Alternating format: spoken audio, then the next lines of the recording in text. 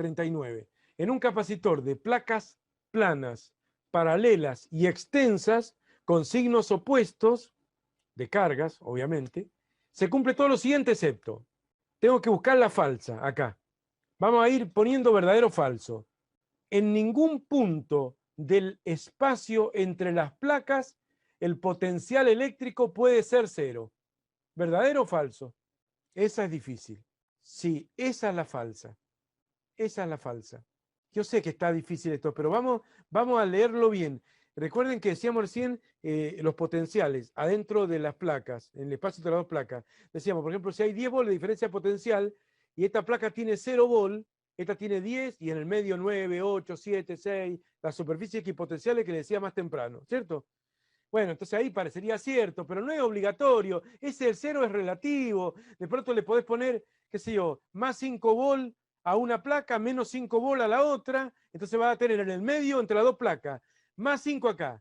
Venía avanzando entre las dos placas, más 4, más 3, más 2, más 1, 0 en el medio, ¿o no? ¿Se acuerdan cuando veíamos el dipolo?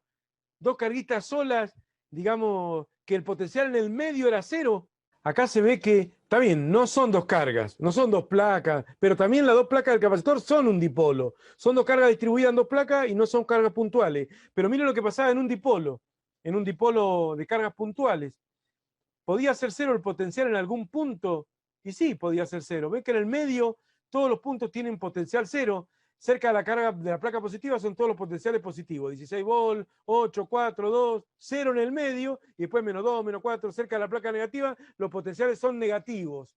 ¿O no? Así que en estas dos cargas puntuales y dipolares o dipolos de dos cargas puntuales, sí, había muchos puntos. Todos los puntos de este plano tenían potencial cero. Bueno, y en un capacitor de placa paralela puede pasar también, porque ya te digo, le podés poner que el potencial de una placa es más 5 volt y el potencial de la otra es menos 5, entonces el delta B pasaría a ser 10 volt, ¿o no? Lo que importa es el delta B, ¿o no? Recuerden que en el capacitor dice que la capacitancia C igual a Q sobre B, pero en realidad B es el delta B. O sea, no es el potencial de una placa sola. Es la carga almacenada por una de las dos placas dividido la diferencia de potencial que hay entre las dos placas.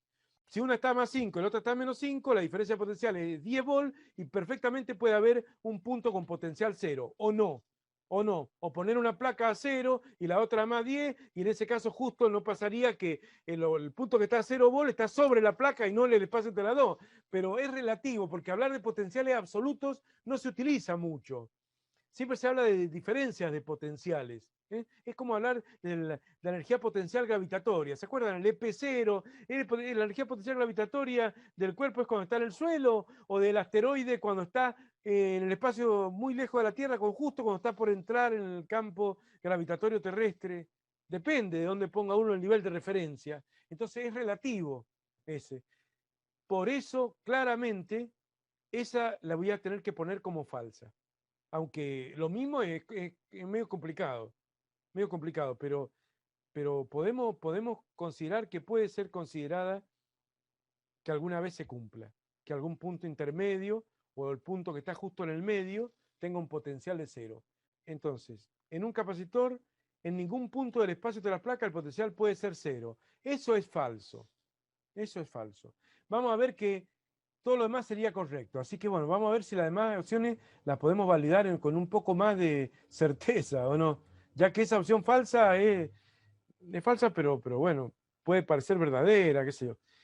El campo eléctrico tiene una dirección perpendicular a las placas. Eso ya lo sabemos. El campo eléctrico es la línea de fuerza horizontal y placa vertical. El campo es perpendicular a la placa. Eso lo hemos hablado. El campo siempre es perpendicular a la superficie equipotencial. La placa es una superficie equipotencial. Y todas las demás que le he estado diciendo recién también son superficies equipotenciales. Entonces el campo E siempre es perpendicular a la superficie equipotencial. Por lo tanto, es perpendicular a la placa. La B es correcta. C.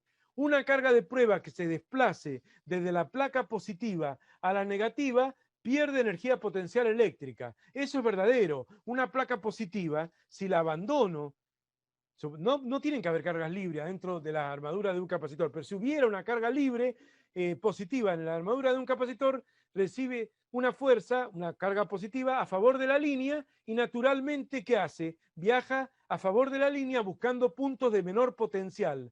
porque todo sistema mecánico tiende a la energía mínima, como la lluvia cae para abajo la gota de agua, y la carga se va hacia la placa negativa. Entonces una carga de prueba que se positiva, faltaría agregarle, que se desplace por la placa positiva a la negativa, pierde energía potencial eléctrica.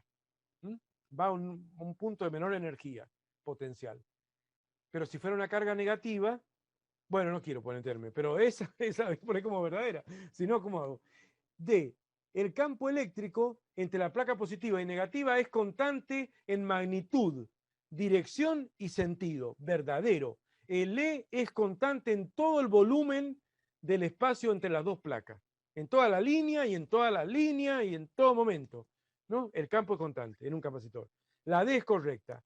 La E, el módulo del campo eléctrico es igual al cociente entre la diferencia de potencial, el cociente de la diferencia de potencial entre las placas y la distancia que las separa. Esa también es correcta, ¿no? Es la bonita fórmula que tantas veces la hemos escrito y que la hemos demostrado nosotros, que dice que E es igual, el módulo de E, así que no voy a poner el signo menos, ¿o no? El módulo de E es igual a delta B sobre D. ¿Se ubican?